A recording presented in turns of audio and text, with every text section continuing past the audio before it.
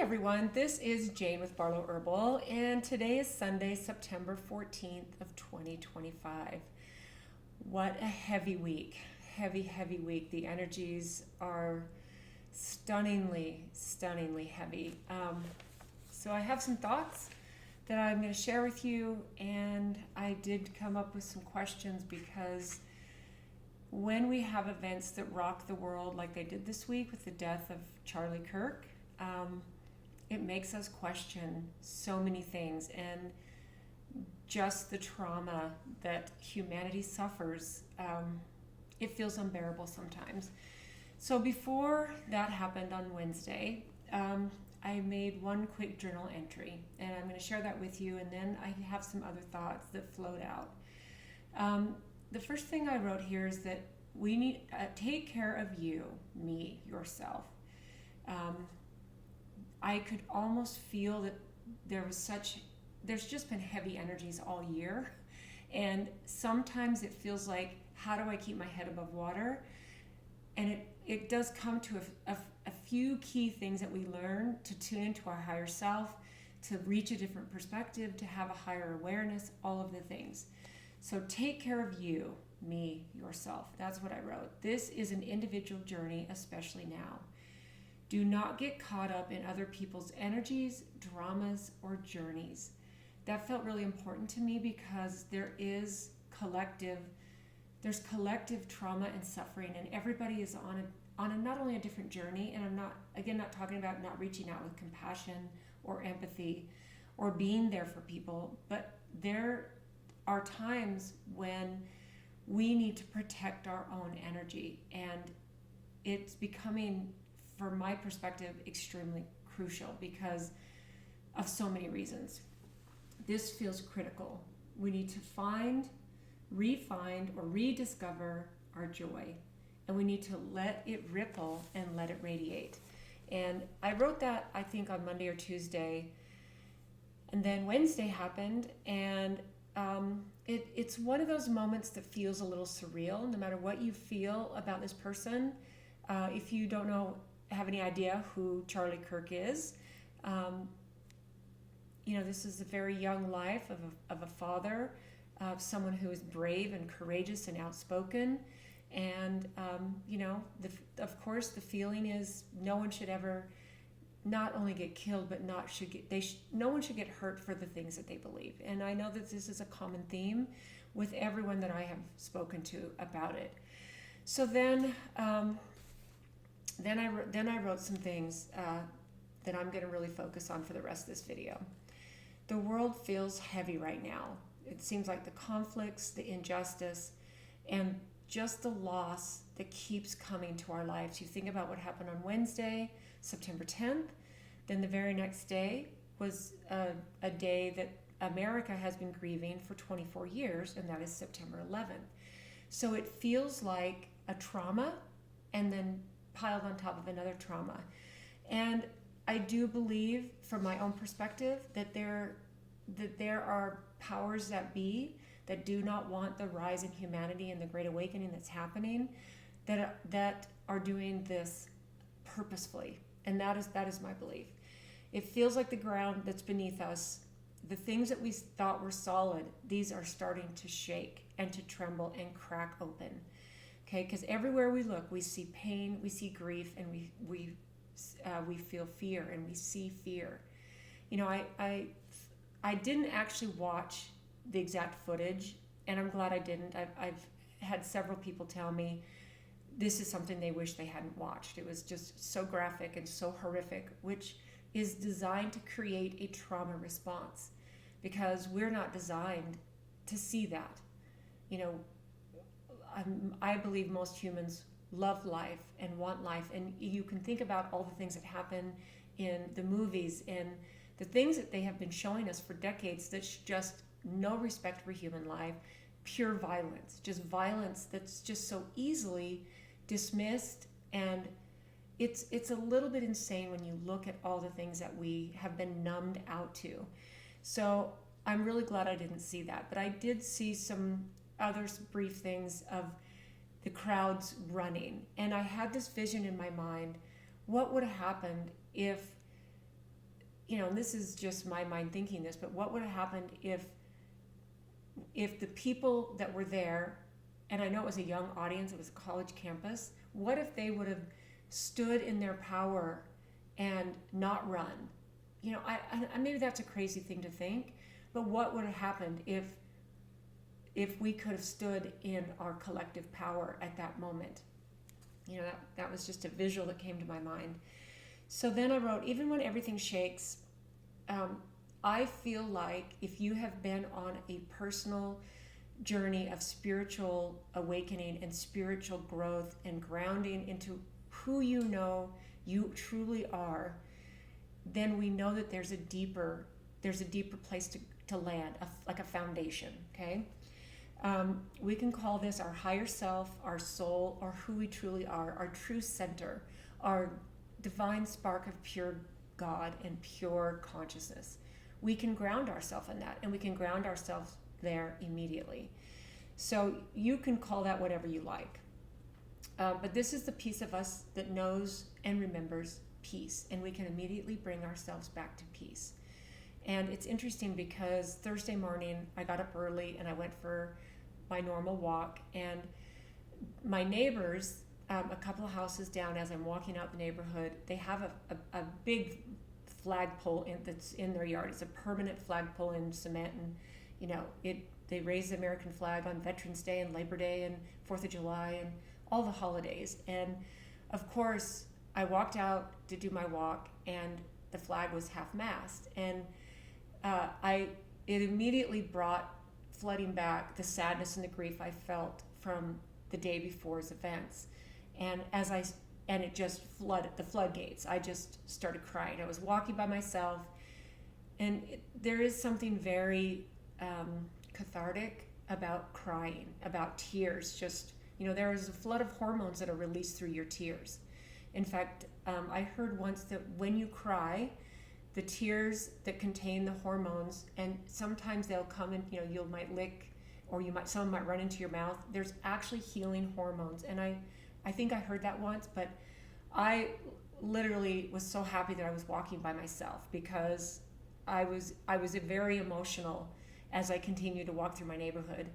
And then I also realized that day was 9/11, and all the flags would have been half-mast already. So it was just a very interesting thing. So we remember that, we remember peace, and we remember the part of ourselves and our divinity that knows that we are eternal, right? And it gives us hope. And hope is an interesting word to me. I've talked about this before in the past, because it almost feels like if you're hoping for something, it's like you're begging for something. So, but I still feel like if we land in that place of peace and that inner knowing, then it does give us hope. And I do think it's important. So this isn't about ignoring how much all of this hurts, okay? And it's not about pretending that everything's going to be fine. And what it is, from my perspective, it's about turning inward. It's not about turning outward. And I believe, from my perspective, where I sit, this is the first time in human history where, because we are also connected by technology and information, and our rise in awakening and spiritual growth with the right amount of percentage that needs to be, that we land in that place, we're landing there faster. Because I believe that the nefarious forces that want to keep humanity controlled and in the depths of despair, they are grasping, and they are pulling out all the stops. And this is a horrible situation about that. So it's about turning inward, not about turning away. What this does is this gives us anchor, and we have strength. We realize our inner strength. We don't just go off the rails and sink into deep despair. And I know there are a lot of people who are like that, and I haven't watched most of everything that's out there. I've mostly just turned everything off. But I did talk to one of my sisters who said, did you see those videos of people celebrating? And I'm like, no, I don't need to see that. That's a small subset of people, and I don't give them any thought. because that is not the base of humanity. And I know that's not how we're reacting. So it's about finding our strength without letting all of this stuff destroy us. And from my perspective, this is what I wrote. We can see the light when you're able to ground. We're able to see the light where before there's a shadow. The shadow comes, and then you can immediately brush or step aside, step out of where the shadow might be falling, and the light comes in immediately. And that is the place where we want to be. So I have this little tiny exercise that I do when sometimes the world just feels like too much. So I close my eyes and I breathe, and I just take one deep breath at a time, and I just totally settle myself. And this is a very, very quick exercise that anyone can do. And then we say out loud, I am not broken, I am still here. And that centers me, and that brings me back to what I consider more base reality, prime reality than the other. I want to be in prime reality, and I can go there anytime I want. Okay, and then what I think we need to do, and then I think we need to reach for something that actually grounds us. And what I wrote here is a walk, preferably outside, music, a friend, or just simply take yourself away and have a quiet moment. And then disconnect. You can watch ad nauseum everyone talking about it, and that's easy to do, and it's easy to get caught in that. It is literally like watching a train wreck. We want to hear everyone's commentary about it. So here's the truth for me. I think we're being tested. And then here's the kicker. I don't think we're being tested to see how much we can endure. Okay? I think we are being tested to remind us how deeply we can ground ourselves. How quickly can we ground ourselves? After all the stuff that's been happening, not just now, 2025, this has been happening way before 2025 or 2020, but 2025 is the middle of this decade where I believe that there is a massive shift happening. It, of course, doesn't happen overnight, but 2025 is a pivotal year. And this is not giving us a test to see how much more can we endure. This is giving us a test to see how quickly can we ground, how quickly can we get back to center and root ourselves. That is the test. That's the test. So every time we choose to be steady ourselves, show up with compassion and empathy, and then be able to hold the space for things like grief and hope and all of the things. Be able to hold that space. What happens is when every time we do that, we are grounding ourselves. We are choosing to ground. Okay, and this basically gives us a much stronger foundation than fear. Fear gives us no foundation. Fear puts us out like a kite in the wind. It is just blowing in the wind, and fear, there is no grounding in fear. It is quite the opposite. When you can bring yourself back and center, then you are grounded, and you can flip the energy back to wherever you want it to be. And this is a beautiful thing about this spiritual awakening in the times that we're in right now. And I believe that this is another red pill moment.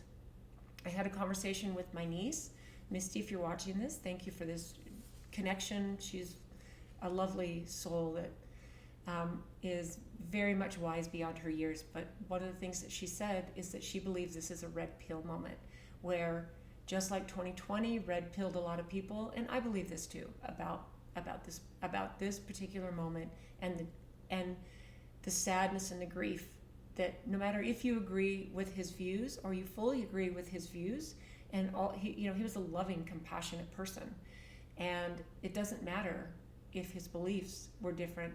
Even the people that disagree with him are grieving. So this is a red pill moment, and I believe that that's true. So here's what we need to realize, because this is about steadying ourselves and steadying the voice, calming the voices that are out there that want to keep us in a crazy state of fear. Okay, so we need to steady the voice that's inside of us, because it will always be there for us. That quiet voice will always be there for us. Okay, it's like, I wrote here, it's like a collective compass, because when we can steady ourselves, it will flow out quite quickly. People will feel the energy that we put out. Even if we're just walking through a grocery store and not talking to anybody, people will feel the energy. When we have a connection with the cashier, when we check out, when we have a connection with other people, and when we change the conversation. I've had several conversations with friends and with family members, and when you come from a steady place, and of course you acknowledge all of the things that are happening, and then bring a perspective that's grounding, it can change the collective. So it's about the collective compass, right? So what we do is we can here's what I wrote. We can imagine what becomes possible if we choose to ground and root there rather than be in fear. We can imagine that imagine if humanity refuses to despair, okay? Because what we're doing is we're actually changing the trajectory. We're changing the timeline when we do that, okay? So we need courage, creativity, and compassion amongst all the crazy stuff. Courage, creativity, and compassion. We can stay brave. And I know people who have platforms that are not as big as what Charlie Kirk had, but they have a bold voice, and they have a compassionate voice, and we need to stay courageous. We're the ants. We're the ants in a bug's life, and we need to individually stay brave. We need to be courageous, creative, and we need to be compassionate. Okay, so this is what I said next. Okay, this is not a test. Here's what I believe. This is not a test. This is a chance. Okay? This is a chance to anchor our true self, to anchor our real self. Okay? We get to hold these moments of sadness without being absolutely eaten alive by them and consumed by them. We get to hold compassion and grief, because grief, I think that when I let all those tears out as I went on my walk, which was triggered by a flag at half-mast, that was a grief that needed to come out. We need to feel the grief and let it out, and then it can help us bring back to center. Okay, we need to remember that even when things are really dark, there is still a light within us. Every single one of us, we have this bright light that no darkness will ever be able to dim, ever. So we can choose to live from that place, and we can choose to be a force. We can choose to be a force in this world, right? So let's see. Then I just wrote, together we can be the steady ground. Together we can be the steady ground, and it doesn't take all of us. And I've been saying that almost every video. I say that it doesn't take the majority. It doesn't even take the majority. Okay, so here I'm going to end this with some questions, and I on purpose wanted to keep this kind of short because not a lot came through, just my experience with this week, and the fact that it happened 25 minutes from where I was and in the state that I was born in and that I live in. In fact, it was very, very close, even closer to the place where I was born.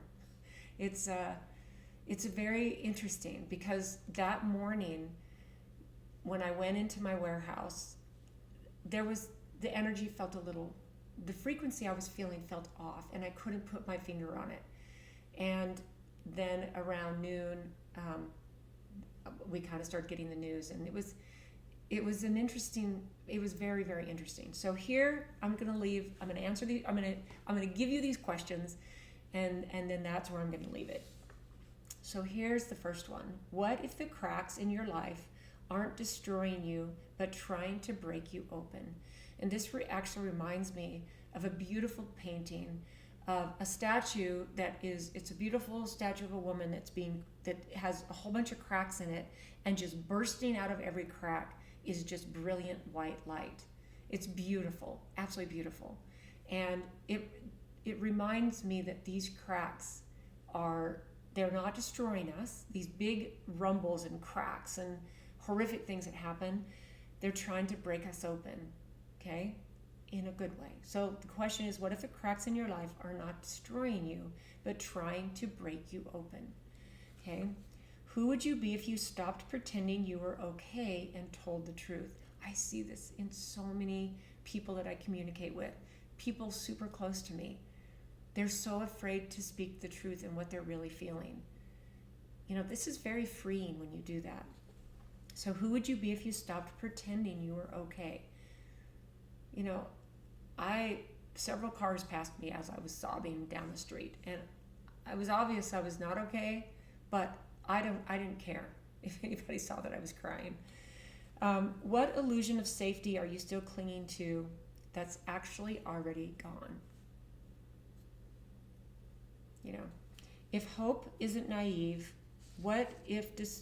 if hope isn't naive, what if despair is the real lie?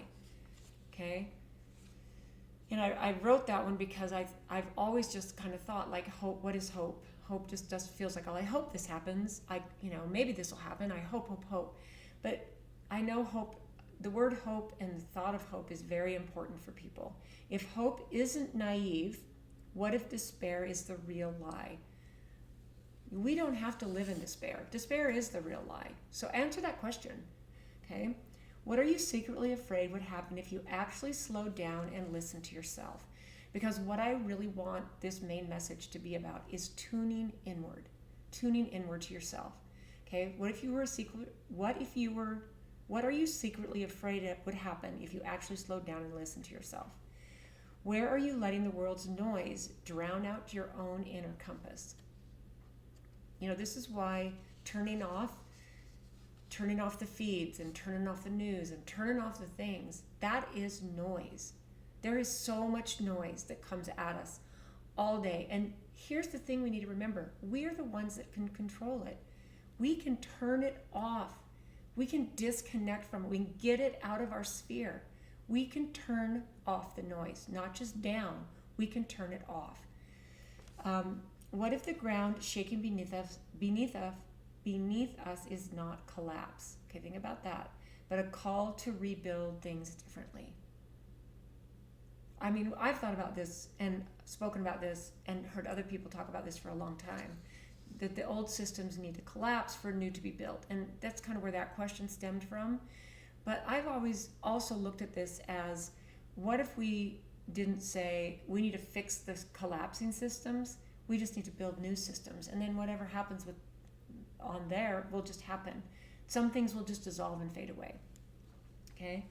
Who are you without your distractions, without the mask, because we all put on our mask, our ego mask, without the story that we keep rehearsing. We always rehearse the story of who we think we are and who we think the world needs to see.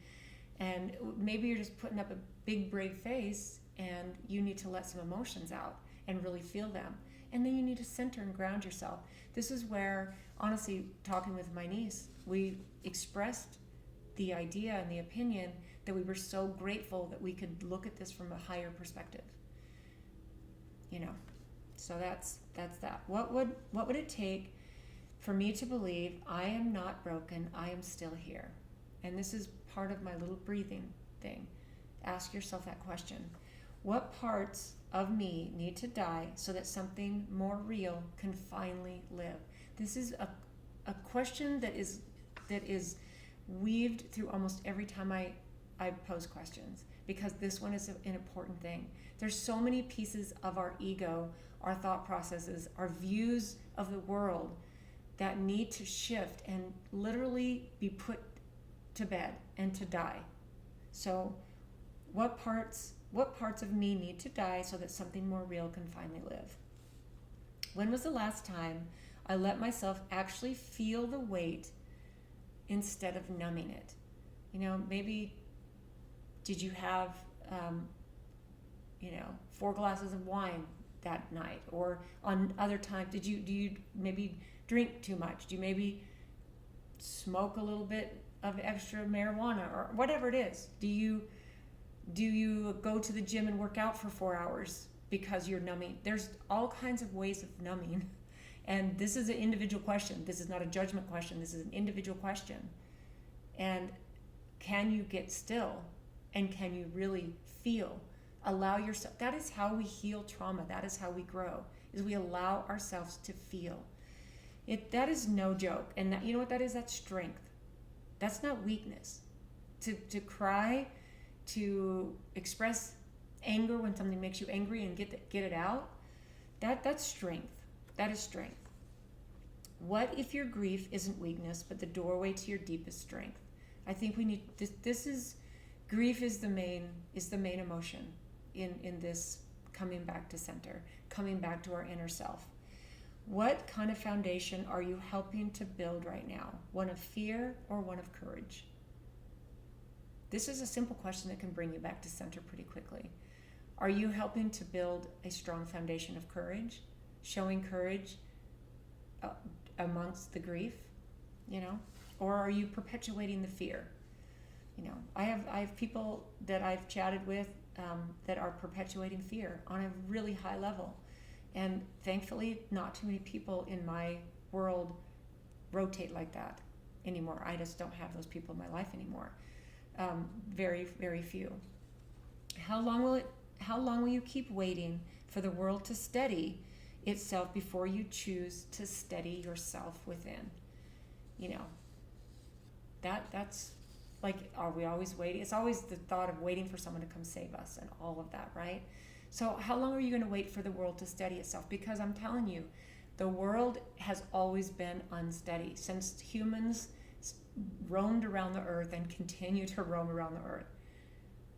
And all the stuff that comes at us is on purpose to unsteady us.